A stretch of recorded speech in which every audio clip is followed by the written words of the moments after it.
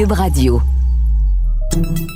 Salut, c'est Charles Dran avec l'équipe dans 5 minutes. On s'intéresse aux sciences, à l'histoire et à l'actualité. Aujourd'hui, on parle de lecture.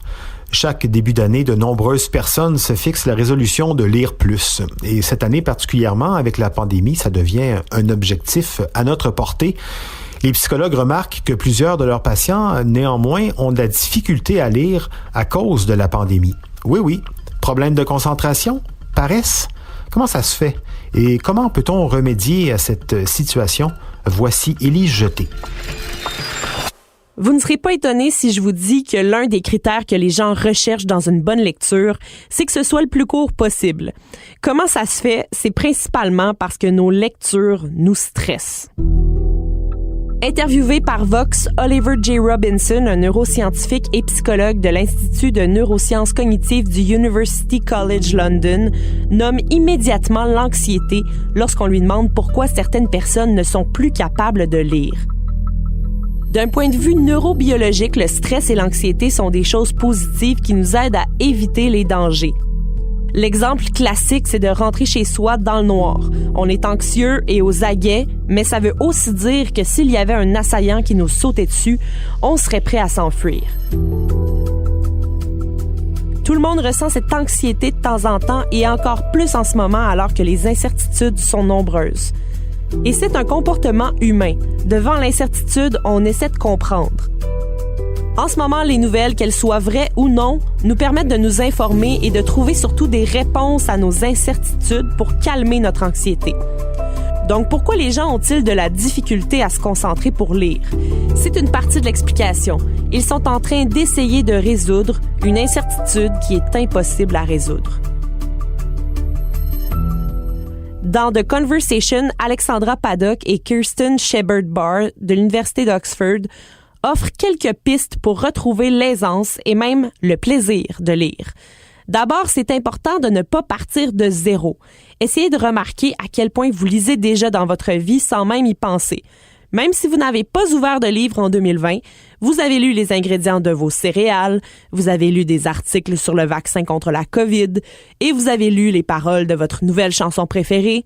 Ce n'est pas rien, c'est de la lecture. Vous faites travailler vos muscles de lecture toute la journée. Si vous lisez des statuts Facebook ou des posts Instagram, commencez par vous féliciter pour ces lectures-là. Aussi, il est primordial de viser la qualité et non la quantité. L'attention que vous donnez aux mots, c'est important. Votre façon de lire est plus importante que le nombre de pages que vous lisez.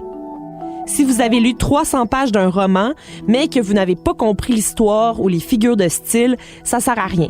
En lisant de manière plus qualitative que quantitative, ça va aussi dissiper votre sentiment de culpabilité de ne pas lire assez. On ne veut pas que la lecture soit associée avec un sentiment négatif comme une corvée. Par exemple, je suis donc ben mauvais, j'ai pas lu aujourd'hui, et je suis pas allé au gym, et je suis pas allé faire ça, et j'ai pas fait les commissions, Voilà, vous comprenez? En 1989, le romancier américain Charles Baxter a fait paraître Sudden Fiction International, une anthologie de très courtes histoires ou flash fiction. Il y explique que la poésie ou même les très courts poèmes comme les haïkus, ça n'a jamais été vu comme de la mauvaise ou de la moins bonne lecture. C'est juste plus court. Un autre truc de lecture, c'est de perdre la notion du temps. Essayez de constater à quel point le temps passé à lire est différent du temps passé à regarder The Office sur Netflix. Beaucoup de gens pensent que la lecture prend du temps et personne n'a ça du temps de trop pour lire, mais il faut essayer de voir la lecture comme une expérience plus large qui permet au cerveau de se reposer en travaillant. C'est un état du cerveau qui est difficile à vivre autrement qu'avec la lecture. Parfois, on a l'impression qu'une année passe très vite, mais un moment chez le dentiste passe très, très lentement pourtant. L'écrivaine et éditrice américaine Jia Tolentino a d'ailleurs dit par rapport à sa lecture de l'œuvre de Margaret Atwood « Il ne se passait vraiment rien, mais j'étais fascinée et craintive, comme si quelqu'un me montrait des images d'un accident de voiture, une image à la fois. C'est vraiment une façon unique de regarder le temps passer. » Une bonne façon de lire plus, c'est aussi de saisir toutes les opportunités de le faire.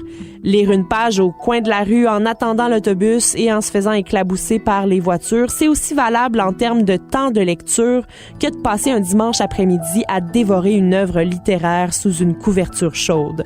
Il n'y a pas d'environnement ou d'endroit idéal pour lire, partout, n'importe quand. Finalement, la dernière recommandation pour améliorer vos moments de lecture, c'est de bien choisir votre lecture en voyant cette activité comme une expérience complète. Se faire prêter un livre recommandé par un ami ou aller demander conseil à un libraire pour finalement repartir avec un bouquin qui nous inspire vraiment, ça change la donne. Le palmarès d'Amazon.ca n'est pas forcément le meilleur endroit pour trouver la prochaine œuvre qui va nous faire vibrer. Une histoire que l'on garde en tête longtemps et qui continue à vivre dans notre mémoire est une histoire que l'on a bien choisie. Oui, tout à fait. Prendre le temps de bien choisir, se donner le droit aussi d'arrêter de lire un article ou un livre qu'on n'aime pas et qui nous enlève l'envie de lire. Ou encore, effectivement, comme le disait Élise, de commencer avec des mini-projets de lecture, des articles, des magazines, des nouvelles, avant de s'attaquer à Guerre et paix de Tolstoï. Merci, Élise Jeté. C'était en 5 minutes.